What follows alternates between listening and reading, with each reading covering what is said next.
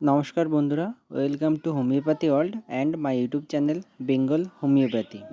তো আজকের এই ভিডিওতে আমরা ডিসকাশন করব ওয়েস্ট বেঙ্গলে নাম্বার ওয়াইজ স্টেট র্যাঙ্ক কত গেল সেটা নিয়ে। সুতরাং চলো বেশি দেরি না করে ভিডিওটি স্টার্ট করা যাক। সুতরাং এখানে তোমরা দেখতে পাচ্ছ এটা হচ্ছে West Bengal UG medical and dental counselling 2024। তো এর নিচেই লেখা রয়েছে provisional list of candidates eligible for choice filling in round 1। অর্থাৎ এটা হচ্ছে নিট ইউজি 2024-এর ওয়েস্ট বেঙ্গল কাউন্সিলিংয়ে মোট যতজন স্টেট কোটাতে পার্টিসিপেট করেছে সেই রাউন্ড 1-এর প্রভিশনাল লিস্ট। অর্থাৎ এখানে যে কজন স্টুডেন্ট পার্টিসিপেট করেছে বা চয়েস ফিলিংয়ের জন্য আবেদন করেছে তাদের যে সম্পূর্ণ লিস্ট সেটা এখানে তুলে ধরা হয়েছে। তো এই লিস্ট অনুযায়ী বা এই লিস্ট দেখে তোমরা অবশ্যই বুঝতে পারবে যে তোমাদের স্টেট র্যাঙ্ক কত এসেছে বা সেই স্টেট র্যাঙ্ক অনুযায়ী অল ইন্ডিয়ার কত র্যাঙ্ক এসেছে সেই বিষয়টা তোমরা খুব সহজেই এই ভিডিওটার মাধ্যমে বুঝে যেতে পারবে। সুতরাং এখানে তোমরা প্রথমেই দেখো সবথেকে বাম সাইডে সিরিয়াল নাম্বার, তারপরে রয়েছে অল ইন্ডিয়া র্যাঙ্ক এবং তার পাশে রয়েছে নেম, তার সাইডে রয়েছে ক্যাটাগরি, তারপরে রয়েছে পিডাব্লিউডি স্ট্যাটাস এবং তারপরে রয়েছে ক্যান্ডিডেট টাইপস। তো এই বাম পাশে যে সিরিয়াল নাম্বার এটাই তোমাদের স্টেট র্যাঙ্ক হিসাবে গণ্য হবে এবং তার পাশে যে অল ইন্ডিয়া র্যাঙ্ক রয়েছে এটা তোমাদের নিট স্কোর কার্ডে যে র্যাঙ্কটা এসেছে সেটাই দেওয়া রয়েছে। এবং এটা অবশ্যই যে এখানে যে স্টুডেন্টরা পার্টিসিপেট করেছে তাদের সকলেরই কোটা অর্থাৎ স্টেট কোটা হবে, কারণ এটা ওয়েস্ট বেঙ্গল কাউন্সিলিংয়ের জন্যই সকলে আবেদন করেছে।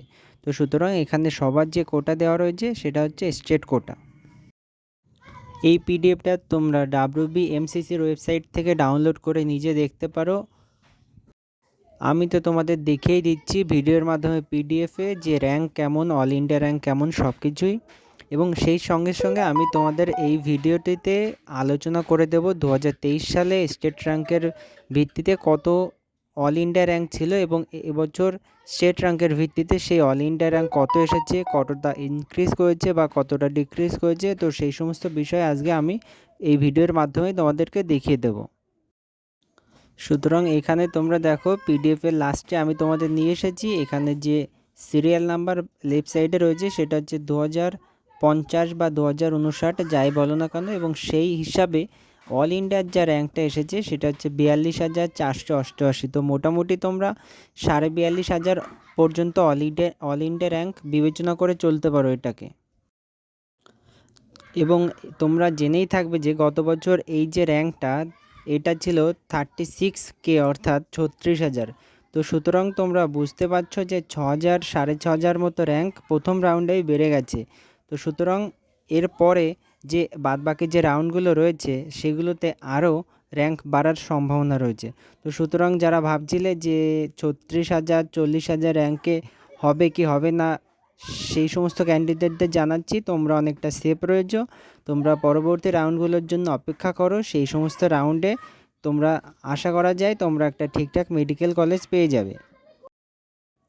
সেম ঘটনা এবার তোমার ওবিসিদের ক্ষেত্রে ঘটেছে। ওবিসিদের ক্ষেত্রে তোমরা যদি দেখে থাকো তো লাস্ট ইয়ার র্যাঙ্ক ছিল তোমার 37K অর্থাৎ 37,000 অল ইন্ডিয়া র্যাঙ্ক পর্যন্ত, এবং সেই র্যাঙ্ক এবার বেড়ে দাঁড়িয়েছে 43K অর্থাৎ 43,000 পর্যন্ত।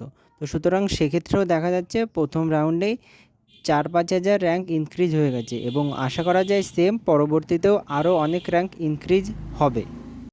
সো এটাই ছিল আজকের ভিডিওটি যদি ভালো লাগে তাহলে অবশ্যই একটি লাইক এবং তোমার বন্ধুদের সাথে শেয়ার করে দিও যাতে তাদেরও স্টেট র্যাঙ্ক অনুযায়ী তাদের অল ইন্ডিয়া র্যাঙ্কের ব্যাপারটা বুঝতে সুবিধা হয়। এবং এরকম আরও ইনফরমেটিভ ভিডিও পেতে তোমরা চ্যানেলটিকে সাবস্ক্রাইব করে পাশের বেল আইকনটি বাজিয়ে দিও।